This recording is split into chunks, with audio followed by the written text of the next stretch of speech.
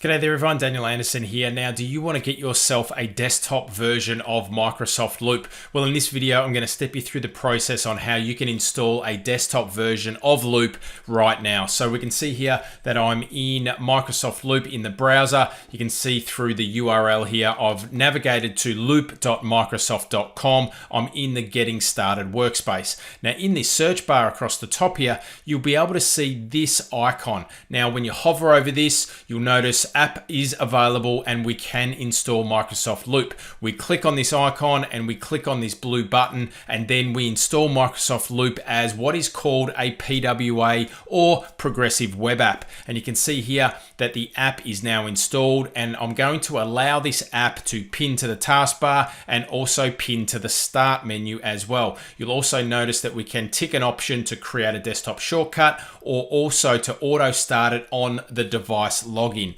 We'll click allow and we are now set up with our Microsoft Loop application. I'll close this down. I'll click this little loop icon that appears now in my taskbar, and now again it opens up nice and quick into the Microsoft Loop dashboard. So there we have it. Now this is just one part of the Mastering Microsoft Loop course that I am creating. So if you want to find out more information about that and get on the wait list, then head over to microsoftloophq.com, pop your email address in, and you can be notified when that course drops.